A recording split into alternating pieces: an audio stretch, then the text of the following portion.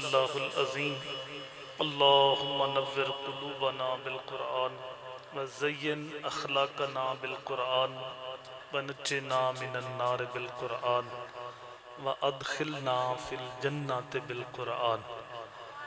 قال اللہ تبارک و تعالی فی شان حبیبہ مخبرا وعامرا ان اللہ وملائکتہ یصلون علی النبی یا ایہا الذین آمنوا صلوا علیہ وسلموا تسلیما۔ الصلاۃ والسلام علیک یا سیدی یا رسول اللہ وعلی آلک وصحابک وسلم علیک یا حبیب اللہ۔ حمد و ثنا اور درود و اسلام کے بعد معزز سامعین کرام، برادران اسلام، نہایت ہی واجب الاحترام ذی وقار علماء کرام، السلام علیکم ورحمۃ اللہ وبرکاتہ۔ آج کی یہ بابرکت محفل آپ لوگوں نے اپنے آقا و مولا حضور نبی رحمت صلی اللہ علیہ وآلہ وسلم کی بارگاہ میں اپنی عقیدتوں، ارادتوں اور محبتوں کا خراج پیش کرنے کے لیے منعقد کی۔ اللہ تعالیٰ کی بارگاہ میں دعا ہے اللہ تعالیٰ محفل کا لمحہ لمحہ اپنی بارگاہ میں قبول فرمائے۔ اختصار کے ساتھ کچھ باتیں آپ کے گوش گزار کرنی ہیں۔ اللہ تعالیٰ کی بارگاہ میں ہمیشہ یہ دعا رہی ہے کہ اللہ تعالیٰ میری زبان پہ سچی بات جاری فرمائے اور سچ سن سنا کے مجھے اور آپ کو قابل عمل باتوں پہ عمل کرنے کی توفیق عطا فرمائے۔ احباب اور بھی تشریف لا رہے ہیں، اگر آپ شفقت فرمائیں تھوڑا تھوڑا سمٹ کے آپ کے آگے جو خالی جگہ اس کو پر کر دیں تو آنے والوں کو گردنیں پھلانگ کے پھر آگے نہیں آنا پڑے گا۔ جو اس کونے میں بیٹھے ہو نا ذرا اگلے کونے پہ چلے جاؤ، اللہ آپ کو سلامت رکھے۔ اس طرف چلے جاؤ، اس طرف، وہ خالی ہے سارا کونا۔ یہ آنے والوں کے لیے جگہ چھوڑ کے نا ادھر چلے جائیں، آگے ہو جائیں بھائی، تھوڑا سا آگے ہو جائیں، اے درمیانے خالی جگہ پر کر دیں۔ قریب قریب ہو جو بزرگوں، اگے ہو جو، اگے ہو جو، آگے ہو جو بزرگوں، اگے ہو جو۔ درود پاک پڑھی۔ ادھر والے احباب بھی تھوڑے قریب ہو جو بزرگوں۔ اے دی ڈبل آواز سنگل کر دو، بالکل ایک کو بند کر دو۔ درود پاک پڑھی۔ الصلاۃ والسلام علیک یا رسول اللہ۔ پورا سال ہی میرے حضور کا ذکر خیر ہوتا رہتا ہے، لیکن ربیع الاول شریف کے اندر یہ ذکر پورے عروج پہ ہوتا ہے۔ اتنا تذکرہ کسی کا نہیں ہوا جتنا سرکار مدینہ کا ہو رہا ہے۔ لوگ دنیا پہ آتے ہیں، اپنا وقت گزار کے چلے جاتے ہیں، کچھ مہینے کچھ سال وہ لوگوں کو یاد رہتے ہیں، پھر زمانہ قبروں کے نشان بھی بھول جاتا ہے۔ ہماری حالت تو اتنی نازک ہے کہ ہم خونی رشتے بھول جاتے ہیں۔ عارف کھڑی رومی کشمیر میاں محمد بخش بولے، سہ سہ جوڑ سنگت دے ڈٹھے، اوڑک وتھاں پیاں جنہ بنا ایک پل نیساں جیندے، اور شکلاں یاد نہ رہیں۔ شکلیں بھی بھول جاتی ہیں۔ اور مشتاق یوسفی نے کہا تھا، مٹ گیا مشتاق دل سے رنگ یاد رفتہ گاں، پھول مہنگے ہو گئے قبریں پرانی ہو گئی۔ 4 دن لوگ پھول ڈالتے ہیں، پھر قبر کا نشان بھی یاد نہیں رہتا۔ لیکن کیا وجہ ہے صاحب، 1400 سال سے اوپر عرصہ گزر گیا ہے، نہ تو عقیدتوں کے پھول مہنگے ہوئے ہیں اور نہ ہی گنبد خضرا کا رنگ پرانا ہوا۔ صدیوں قبل میرے حضور دنیا پہ تشریف لائے تھے، لیکن ماحول کی تازگی بتاتی ہے جیسے کو کل ہی گزر کے گیا ہے۔ زمین سے آسمان تک، آسمان سے لامکان تک ہے۔ زمین سے آسمان تک، آسمان سے لامکان تک ہے۔ کہاں کھولے تھے گیسو یار نے، خوشبو کہاں تک ہے۔ کائنات کا ذرہ ذرہ میرے حضور کے ذکر سے مہکتا ہے، اور اہل ایمان حضور کے ذکر سے اپنے دکھی دل کو تسکین دیتے ہیں۔ طبیعتیں مختلف ہیں۔ بعض لوگ پوچھتے ہیں تم یہ محفل میلاد کرتے ہو، یہ کہاں لکھا ہوا ہے؟ ایک طرف دلائل کی دنیا ہے، ہمارے علماء کرام دلائل کے انبار لگا دیتے ہیں، لیکن میرا سادہ سا سوال ہے، دلائل مانگنے والے صرف اپنی تاریخ پہ غور کر لیں۔ کہ حضور کے آنے سے قبل انسان کی تاریخ کتنی دردناک تھی اور کتنی شرمناک تھی۔ حضور کے آنے سے قبل انسان اس قدر قار مذلت میں گرا ہوا تھا، خدا شناسی تو بڑی دور کی بات ہے، یہ خود شناس بھی نہیں تھا، یہ اپنے آپ کو بھی نہیں پہچانتا تھا، خدا کو پہچانا تو دور کی بات ہے۔ تو جو خود شناس نہ ہو وہ خدا شناس کیسے ہو سکتا؟ جو چیزیں انسان کے لیے بنائی گئی تھی یہ ان کو اپنا معبود سمجھتا تھا، ان کو اپنا خدا سمجھتا تھا، ان کے سامنے اپنی پیشانی رگڑتا تھا۔ دیکھیے درخت انسان کے لیے بنایا گیا، انسان کو پھل دینے کے لیے، ایندھن دینے کے لیے، ذوق نظارہ کے لیے، چھاؤں دینے کے لیے، آکسیجن دینے کے لیے، لیکن یہ درخت کو سجدہ کرتا ہے، اس کو پتہ نہیں یہ تو میرے لیے بنایا گیا۔ چاند سورج انسان کی راہوں میں روشنی بکھیرنے کے لیے، لیکن یہ کبھی چاند کو سجدہ کرتا ہے، کبھی سورج کو سجدہ کرتا ہے۔ یہ جو کیچوا ہوتا ہے نا، کانٹے کو لگاتے ہیں مچھلی پکڑنے کے لیے، جس کو پنجابی میں گنڈویا کہتے ہیں، یہ بھی انسان کا معبود رہا ہے۔ اس سے بڑی اور ذلت کیا ہوگی؟ اس قدر مت ماری گئی تھی کہ اپنے ہاتھ سے مٹی کے مادو بناتا ہے پھر اس کو سجدہ کرتا ہے۔ اتنا بھی شعور نہیں کہ اس کو میں نے خود تراشا ہے، یہ میرا معبود کیسے ہو سکتا ہے؟ مجھے بتاؤ پھر کون آیا جس نے شعور زندگی بخشا؟ کون آیا جس نے گری ہوئی قوم کو اٹھایا؟ کون آیا جس نے گمراہوں کو ہدایت دی؟ کون آیا جس نے پریکٹیکل کر کے سمجھایا او میاں ہوش کرو، یہ چیزیں تمہاری معبود نہیں، یہ تمہارے در کی نوکر ہیں۔ چاند کو پوچھتے ہو یہ تمہارا معبود کیسے ہو سکتا ہے؟ یہ دیکھو محمد کی انگلی اٹھتی ہے چاند کے 2 ٹکڑے ہو جاتے ہیں۔ سورج کو پوچھتے ہو یہ تمہارا خدا کیسے ہو سکتا ہے؟ یہ تو میرا اشارہ ہوتا ہے بھاگتا اثر کے وقت پہ آ جاتا ہے۔ درختوں کو پوچھتے ہو جہاں میں نہیں کہتا تو ہی کہہ، تجھے اللہ کا رسول بلاتا ہے۔ درخت باغتا قدموں میں سلامی دیتا ہے۔ پتھروں کو پوچھتے ہو، دیکھو پتھر ابو جال کی مٹھی میں ہے، کلمہ محمد عربی کا پڑھ رہے ہیں۔ اور سڑیاں کھجوراں اگا جاندہ ہے، اور پتھراں نو کلمے پڑھا جاندہ ہے، اور گونگیاں تھی گلاں کرا جاندہ ہے۔ قطرے کو سمندر ذرے کو ستارہ کرتے ہیں، کونین کو خم آ جاتا ہے جب زلف سنوارا کرتے ہیں۔ یہی انسان جو کار مذلت میں گرا تھا، جب دامن مصطفیٰ ہاتھ میں آیا تو یہی انسان سر اٹھا کے بولتا ہے اور کہتا ہے فرشتہ کہنے سے میری توقیر گھٹتی ہے، فرشتہ کہنے سے میری توقیر گھٹتی ہے، میں مسجود الملائکہ، مجھے انسان ہی رہنے دو۔ وہ کہتا ہے مجھے فرشتہ بھی نہ کہو، میری شان میں فرق پڑتا ہے، کیونکہ فرشتوں نے تو مجھے سجدہ کیا۔ تو پھر اس سے ہوش آیا کہ میرا قد کتنا اونچا، ورنہ جب تک دامن مصطفیٰ ہاتھ میں نہیں تھا تو یہ شعور کی منزل اس کے طے نہیں ہوئی تھی۔ بھئی اس کی جو ڈبل آواز ہے بالکل سنگل کر دو، سادی بات کر دو۔ اگر آپ کو بات سمجھنے میں مشکل ہو رہی ہے تو یہ بالکل تمہارا ہمسایہ Bharat, P H D doctor ہے، لیکن گائے کے پیشاب کو تبرک سمجھ کے پیتا ہے، چسکیاں لے لے کے گاؤ ماتا کا تبرک۔ اس کی ڈگری، اس کی طب اس کو اتنا بھی نہیں بتاتی کہ اس میں جراثیم کتنے، اس میں تعفن کتنا۔ پروفیسر یونیورسٹی کے اندر پڑھانے والا، پی ایچ ڈی کی ہوئی ہے، لیکن بت کے آگے ہاتھ جوڑے کھڑا ہے۔ اس کا علم اتنا بھی شعور نہیں دیتا کہ اپنے جسم پہ بیٹھی مکھی تو اڑا نہیں سکتا، یہ میرے نفع نقصان کا مالک کیسے ہو سکتا؟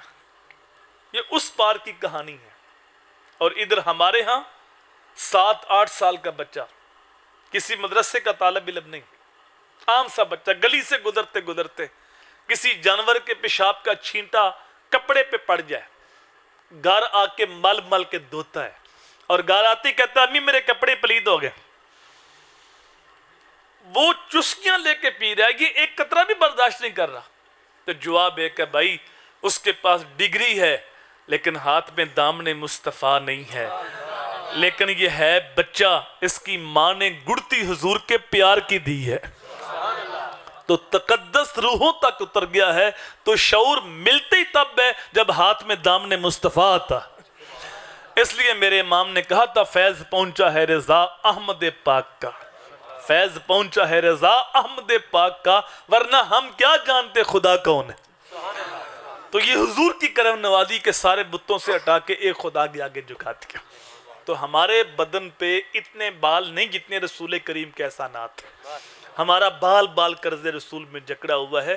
یہ ایک محفل کیا، ہم تو جان بھی قربان کر دیں حق پھر بھی ادا نہیں ہو سکتا، ہم تو ساری زندگی حضور کے نام لگا دے حق پھر بھی ادا نہیں ہو سکتا، ہم تو ساری زندگی سجدے میں سر رکھ کے اللہ کا شکر ادا کرتے رہے، تو جو حضور کی صورت میں ہمارے اوپر کرم ہوا اس کا حق پھر بھی ادا نہیں ہو سکتا۔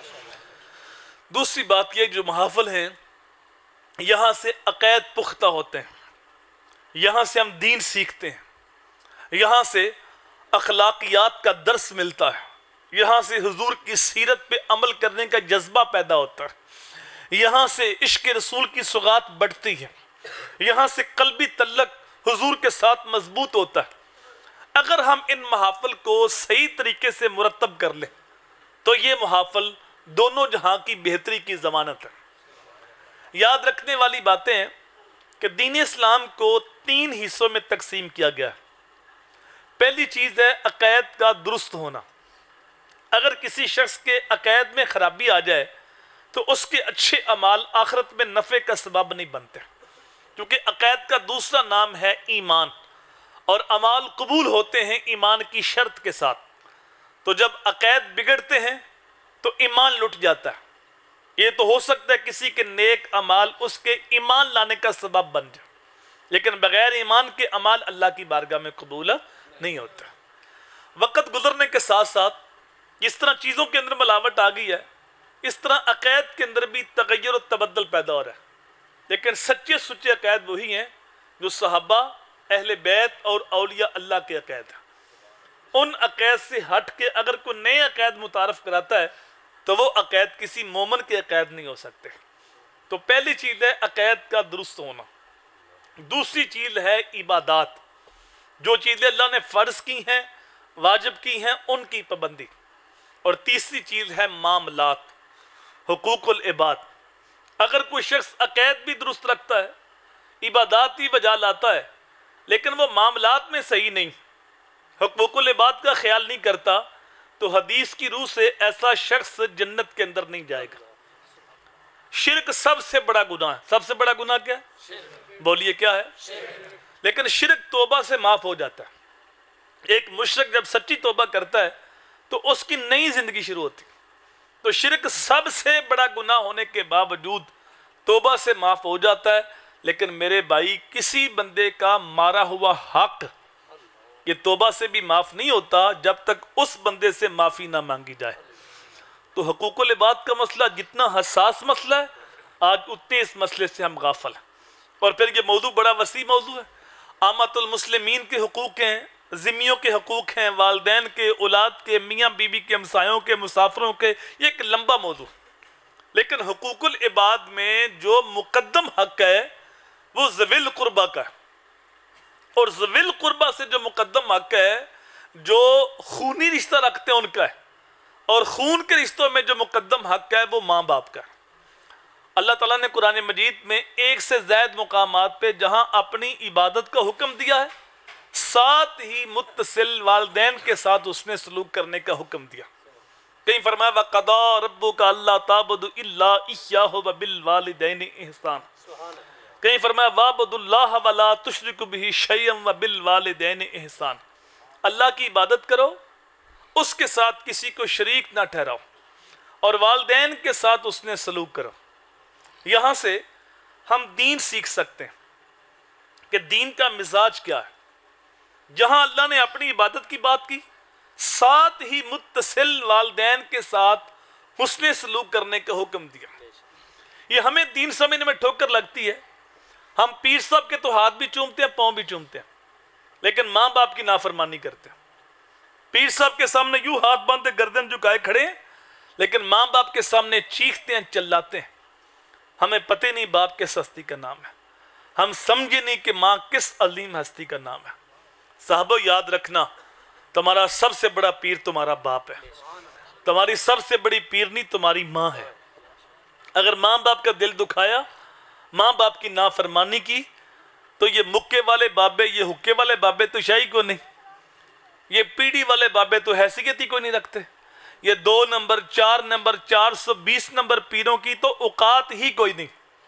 وقت کے ولی، وقت کے غوث بھی تمہارے حق میں دعا کرے تو ان کی دعا بھی تمہارے حق میں قبول نہیں ہوگی۔ پیر صاحب سے فیض تب ملے گا جب ماں باپ راضی ہوں گے، اور اگر ماں باپ کا دل دکھ گیا تو پھر غوث اعظم سے بھی فیض نہیں مل سکتا۔ میں نے کسی حدیث میں نہیں پڑھا کہ اللہ کے ولی کے چہرے کی زیارت کرنے سے حج کا ثواب ہوتا ہے، اگرچہ ثواب ہوتا ہے لیکن حج کا نہیں ہوتا۔ میں نے کسی حدیث میں نہیں پڑھا کہ کعبۃ اللہ کو دیکھنے سے حج کا ثواب ہوتا ہے، اگرچہ ثواب ہوتا ہے لیکن حج کا نہیں ہوتا۔ میں نے کسی حدیث میں نہیں پڑھا کہ قرآن مجید کو دیکھنے سے حج کا ثواب ہوتا ہے، اگرچہ ثواب ہوتا ہے لیکن حج کا نہیں ہوتا۔ آپ 30 لاکھ روپیہ لگائیں، پرائیویٹ حج کر کے آئیں، ہر چکر پہ حجر اسود کو بوسے دیں، گارنٹی نہیں کہ حج قبول ہے، وہ بے نیاز ہے، قبول کرے یا رد کرے۔ لیکن یہ جملہ دل کی تختی پہ نوٹ کر لو، اور جن کے ماں باپ زندہ ہیں خدا را اپنے ماں باپ کی قدر کر لو۔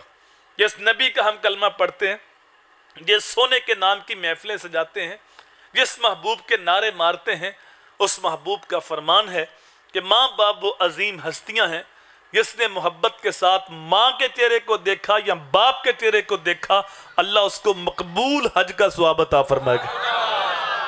صحابی عرض کرتا ہے بندہ نواز کو دن میں 100 بار دیکھے، تو اسماعیل حقی لکھتے ہیں روح البیان کے اندر، میرے حضور نے فرمایا 100 کیا تم 1000 بار بھی دیکھو اللہ 1000 حج کا ثواب عطا فرمائے گا۔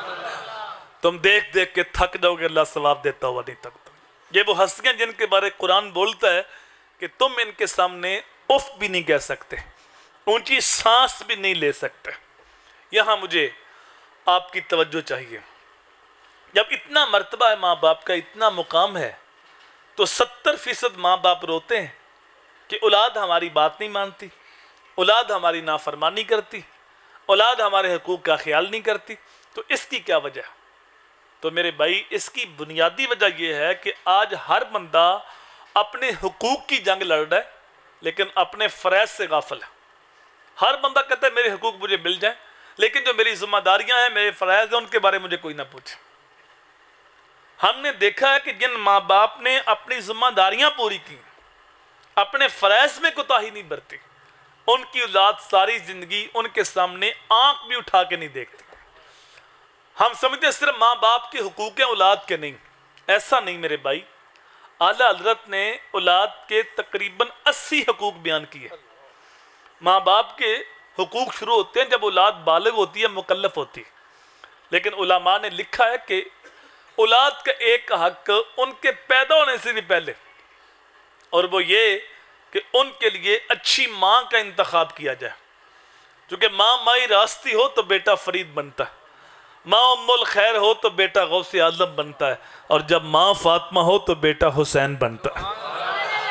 گود ماں دی ہے درسگاہ پہلی، ایتھو زندگی دا نصب العین بندا ہے، ایتھو داتا خواجہ فرید بن کے دکھی دلان دے واسطے چین بندا ہے۔ شرم و حیا دی ماں جو ہووے پیکر، پھر پتر بھی غوث ثقلین بنتا ہے۔ سیدہ خاتون جنت جے ماں ہووے طاہر، پھر لال بھی سخی حسین بنتا ہے۔ اس لیے میرے حضور نے فرمایا جب نکاح ہوتا ہے تو 4 چیزیں لوگ دیکھتے ہیں۔ عورت کا حسن دیکھتے ہیں، عورت کی دولت دیکھتے ہیں، اس کا حسب و نسب برادری دیکھتے ہیں، اس کا دین دیکھتے ہیں۔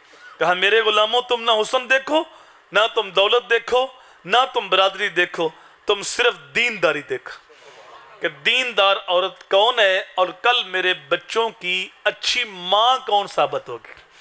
چونکہ ماں کی گود میں نسل پلتی۔ ہٹلر نے کہا تھا تم مجھے اچھی مائیں دے دو، میں تمہیں اچھی قوم دے دیتا ہوں۔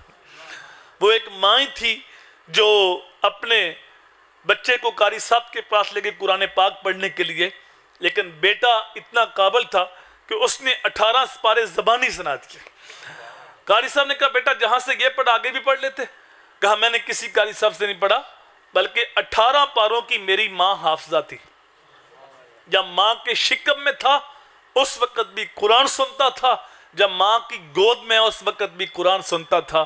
ماں لوری دیتی، ساتھ قرآن پڑھتی، ماں دودھ پلاتی، لبوں پہ قرآن کی ایتیں ہوتی، گھر کے کام کاج کرتی، ساتھ قرآن سناتی، یہ 18 پارے میں نے ماں کی گود میں یاد کر لی۔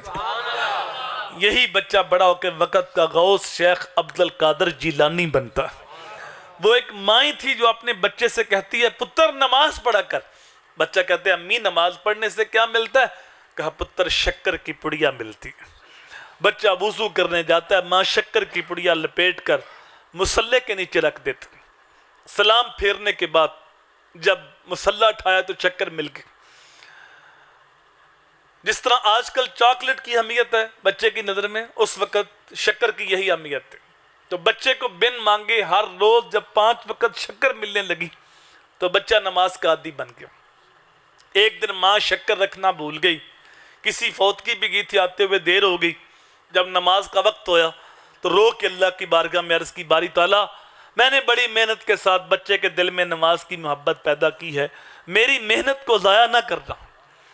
آنکھوں میں آنسو لے کے تیز تیز قدم اٹھاتی، رب کی بارگاہ میں التجا کرتی، گھر پہنچی تو گھر آتی کہا بیٹا اٹھو نماز پڑھو۔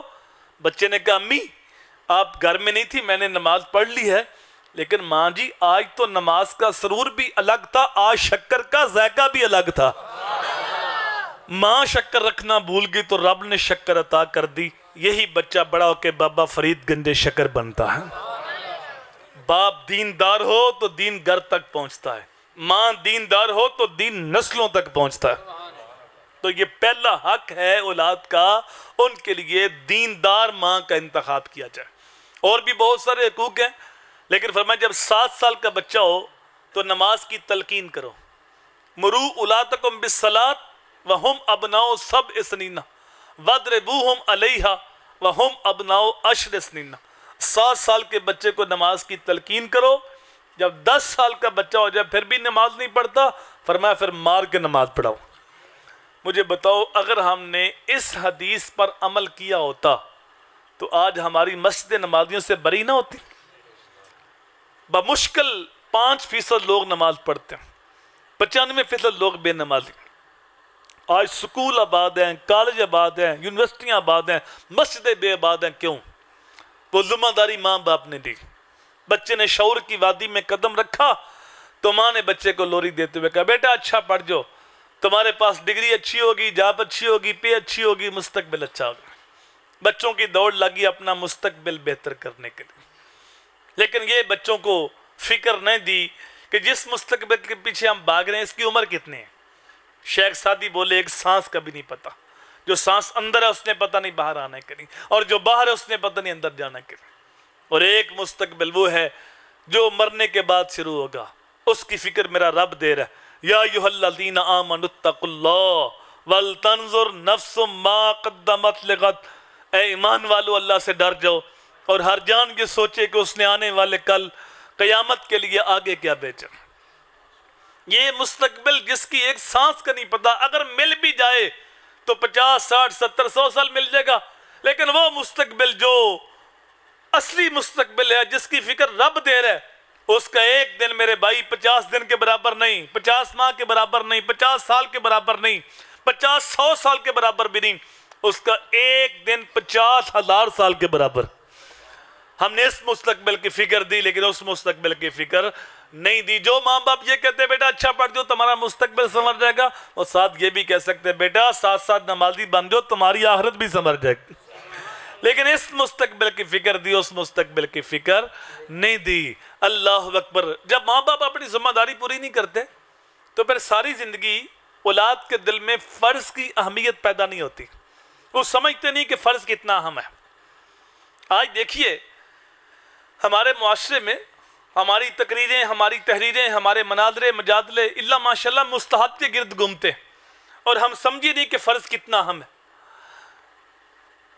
سال کے اندر دور آتی ہیں جب ہماری مسجدوں میں رش ہوتا ہے، شب برات کو، شب قدر کو مسجدیں بھری ہوتی، لیکن ہم دیکھتے ہیں کہ عشاء وقت 1.5 صف ہوتی، گھنٹے بعد مسجد بھر جاتی، لوگ توبہ کرتے ہیں، نفل پڑھتے ہیں، چلے جاتے ہیں۔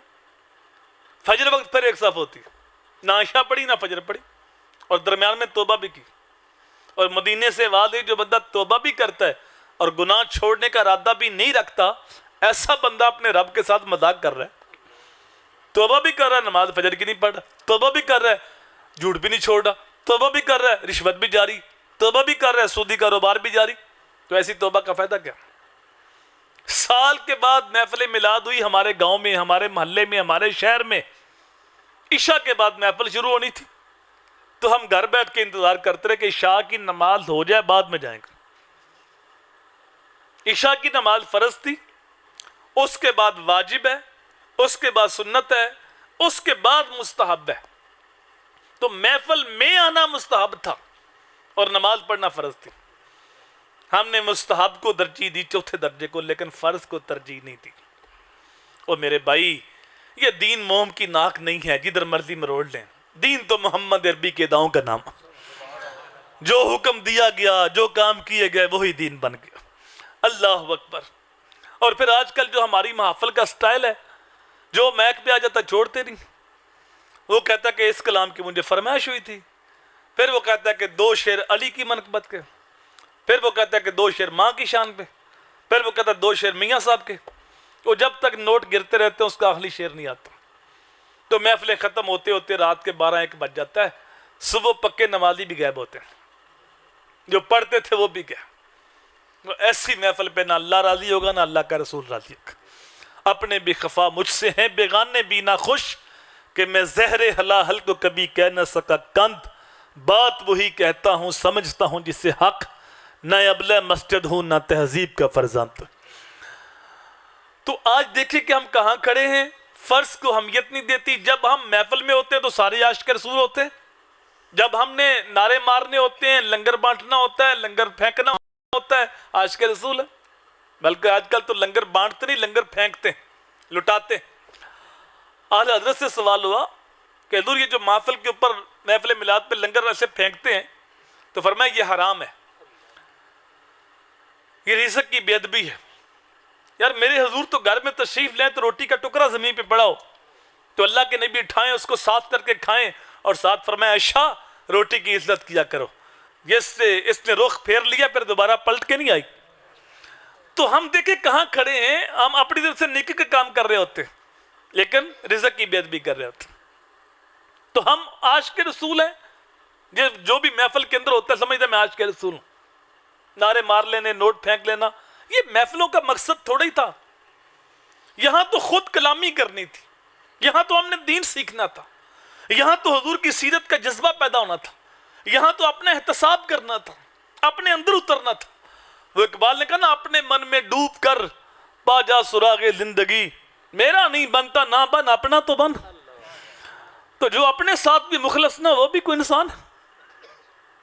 یہ باتیں تھوڑی کڑوی ہیں، ہر بندے کو ہضم نہیں ہوتی، لیکن میرے بھائی میں لچھے دار باتیں نہیں سنایا کرتا، میں تو ایک بھولا ہوا سبق یاد کرانے کے لیے لمبا سفر کر کے آپ تک پہنچا۔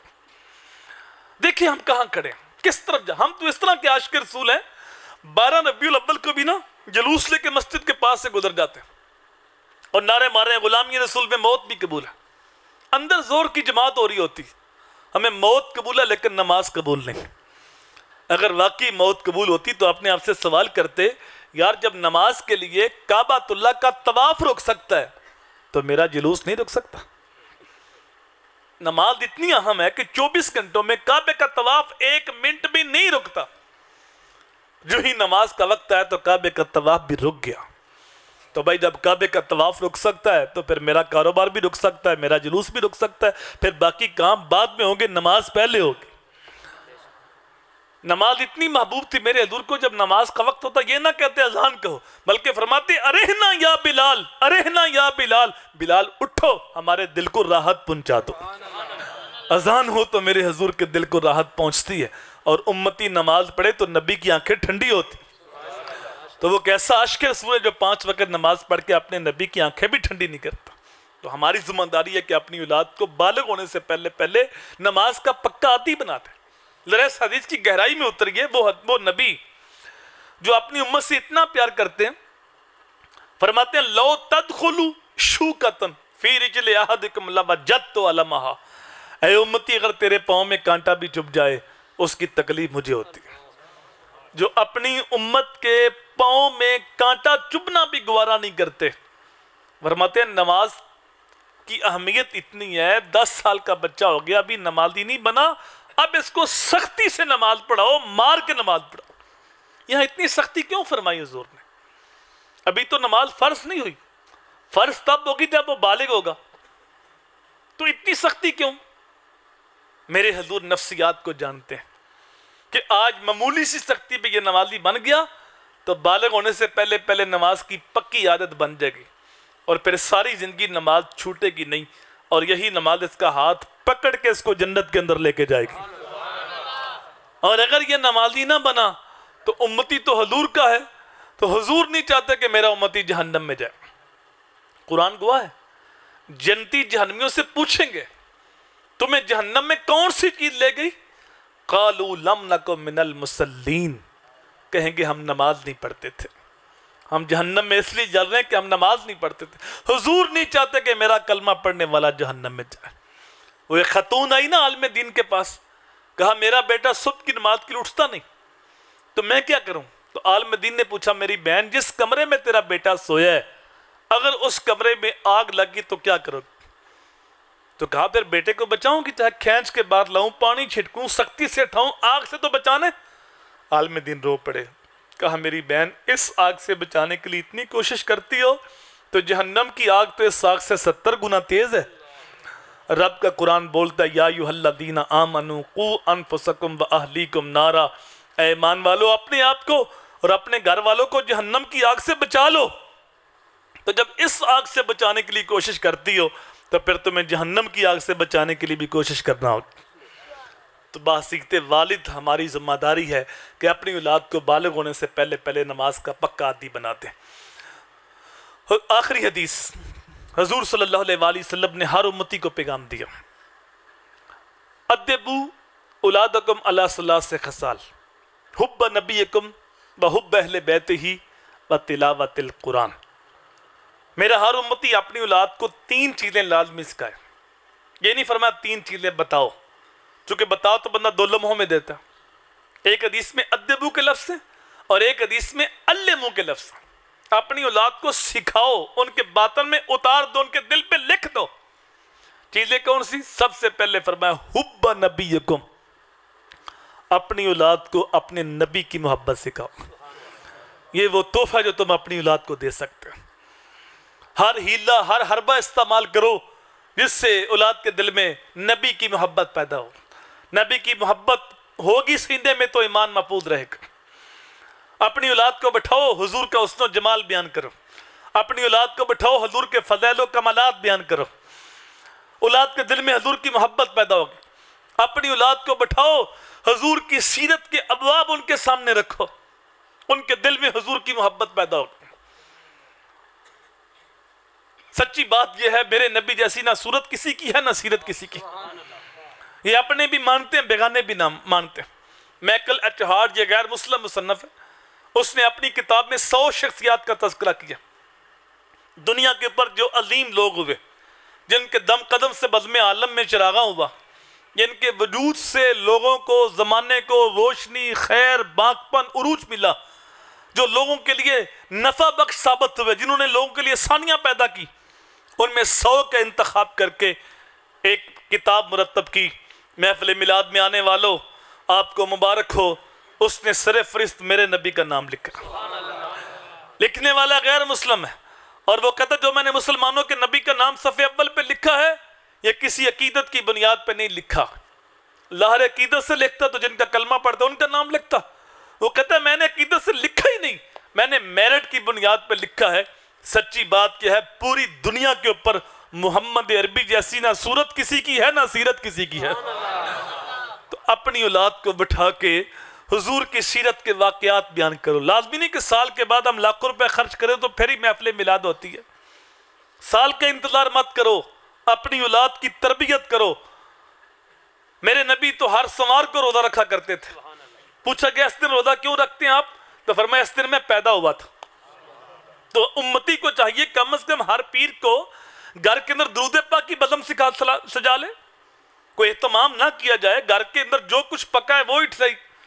کچھ اہتمام ہو جائے، ایک سفید چادر بچھا لی جائے، اس کے اوپر بیٹھ جائے، درود کی تسبیح بچوں کو دی جائے، اور پھر آخر میں بیٹا قرآن کی تلاوت کر دے، بیٹی نعت پڑھ دے، باپ کو سرکار کی سیرت کے 2-3 واقعے بیان کر دے، اور ماں بعد میں دعا کر دے، اس کو ہی محفل میلاد کہتے ہیں۔ دل کی دنیا اس طرح آباد ہونی چاہیے، قریہ قریہ محفل میلاد ہونی چاہیے، حق کے مدحت جو ادا کرتی رہے نازش کے بعد، یا خدا ایسی میری اولاد ہونی چاہیے۔ تو اولاد کے دل میں حضور کی محبت پیدا ہوگی، تو یہ ہماری ذمہ داری ہے۔ دوسرا فرمایا اپنی اولاد کو نبی کی آل کی محبت سکھاؤ، جس طرح نبی کی محبت ایمان ہے، اس طرح آل نبی کی محبت بھی ایمان ہے۔ اور امام شافعی نے تو قلم توڑ دی ہے، کہا نبی کے گھر والوں تمہاری شان ورال ورا ہے، ہماری تو اتنی دیر تک نماز ہی نہیں ہوتی جب تک آپ پہ درود نہیں پڑھ لیتے۔ اللہم صلی علی محمد والا آل محمد جب تک نہ کہو نماز مکمل نہیں ہوتی۔ تیسرا فرمایا کہ اپنی اولاد کو قرآن کی تعلیم دو، یہ وہ تحفہ جو تم اپنی اولاد کو دے سکتے ہو، قرآن کے ساتھ جوڑ دو اپنی اولاد کا، حضور کے ساتھ جوڑ دو، حضور کی آل و اصحاب کے ساتھ جوڑ دو۔ ہوا یہ کہ اب دنیاوی تعلیم کے لیے تو اتنے حریص ہیں، لاکھوں روپے خرچ کرتے ہیں، بیرون ملک سے تعلیم دلواتے ہیں، لیکن دین کی تعلیم مفت ملے، ہمارے گھر میں ملے، محلے میں ملے، ہم لینے کے لیے تیار نہیں ہوتے۔ نتیجہ کیا نکلا؟ بیٹا ڈگری ہولڈر بن گیا، پی ایچ ڈی کر لیا، ایم فل کر لیا، لیکن باپ نے دین نہیں دیا۔ بد نصیبی باپ کی کہ باپ کی میت پڑی ہے، اسے غسل دینے کا طریقہ بھی نہیں آتا، بیٹا غسال ڈھونڈتا پھرتا ہے، کوئی آئے میرے باپ کو غسل دے جا، اس کو 2-4 ہزار روپیہ دے دیں گے۔ عارف کھڑی رومی کشمیر میاں محمد بخش بولے، او جاندی واری ڈراؤنا بنیو تے ہاتھ نہیں لاندے ڈر دے، جنہ لئی تو پاپ کمائے سان 10 کتھے نے ہو تیرے کار دے۔ غسل دینے کے لیے بے تیار تھے۔ صاحبہ میں یہ نہیں کہتا کہ اپنے بچوں کو دنیاوی تعلیم سے راستہ نہ کرو، علم مومن کا گمشدہ خزانہ ہے، جہاں سے ملے حاصل کرو، اپنے بچوں کو ڈاکٹر بناؤ، انجینئر بناؤ، پروفیسر بناؤ، سائنسدان بناؤ، وقت کی ضرورت ہے، لیکن میرا پیغام یہ ہے کہ اپنی اولاد کو سب سے پہلے اچھا انسان بناؤ، اچھا مسلمان بناؤ، حضور کا غلام بناؤ۔ بالغ ہونے سے پہلے جتنا علم حاصل کرنا فرض ہے وہ اپنی اولاد کو سکھا دو۔ جن عقائد کا، عبادات کا، معاملات کا جاننا بیٹی کے اوپر بیٹے کے اوپر فرض ہے تو اپنی اولاد کو سکھا دو۔ اگر تم نے ذمہ داری پوری نہ کی تو پھر تمہیں پچھتانا پڑے گا، رونا پڑے گا کہ اولاد ہماری بات نہیں مانتی، اولاد ہماری نافرمانی کرتی ہے، اولاد ہمارے حقوق کا خیال نہیں کرتی۔ بھائی وہ اس رنگ میں رنگی گئی ہے جہاں سال کے بعد ایک دن مدر ڈے، ایک دن فادر ڈے، ایک دن کی ٹیچر ڈے، ایک دن ویلنٹائن ڈے، ان کے اوپر وہ رنگ چڑھ گیا۔ اور اگر تم نے ذمہ داری پوری کر دی، ان کی انگلی تھام کے ان کو نبی کی چوکھٹ پہ کھڑا کر دیا، جو فرض علوم تھے وہ ان کو سکھا دیے، اور محمدی رنگ ان کے اوپر چھا گیا، تو پھر جہاں بیٹھیں گے وہ رنگ قبول نہیں کریں گے بلکہ اپنا رنگ وہاں چھوڑ کے آئیں گے۔ چونکہ کچا رنگ للاری والا چڑھدا لیندا رہندا، تے پکا رنگ میرے آقا والا چڑھ جائے پھر نہیں لیندا۔ تو اپنی اولاد کو حضور کا وفادار بناؤ، کی محمد سے وفا تو نے تو ہم تیرے ہیں، یہ جہاں چیز ہے کیا لوح و قلم تیرے ہیں۔ اللہ کی بارگاہ میں دعا ہے، کہے سنے جملے مالک اپنی بارگاہ میں قبول فرمائے۔ وما توفیقی الا باللہ۔ اللہم صلی علی حبیبی سیدی محمد وآلہ وسلم۔ اللہم انی اسألک العفو والعافیت والمعافات الدائمات فی الدین والدنیا والآخرہ۔ مالک اٹھے ہوئے ہاتھ پھیلی ہوئی جولیاں رحمات سے بھر دے۔ اے اللہ آنے والوں کو قدم قدم پہ برکتیں عطا فرما، جنہوں نے محفل کا انعقاد کیا، دعوت دی، تشہیر کی، مالی معاونت کی، اے اللہ سب کو رزق حلال، رزق وسیع، رزق سہل، رزق کشادہ، رزق فراواں، رزق مبارک عطا فرما۔ اے اللہ اپنے فضل سے جملہ حاضرین کی مغفرت فرما، جملہ حاضرین کے جملہ فوت شدگان کی مغفرت فرما۔ اے اللہ اس مسجد کو نمازیوں سمیت قیامت تک آباد رکھنا۔ اے اللہ پوری بستی پہ اپنا فضل و کرم فرما۔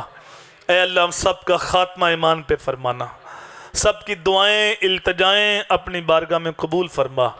جو کچھ کہا سنا اثر بنا کے دلوں کے اندر اتار دے، عمل کرنا ہمارے لیے آسان کر دے۔ صلی اللہ تعالی علی رسول خیر خلقہ محمد و آلہ و صحابہ اجمعین برحمتک۔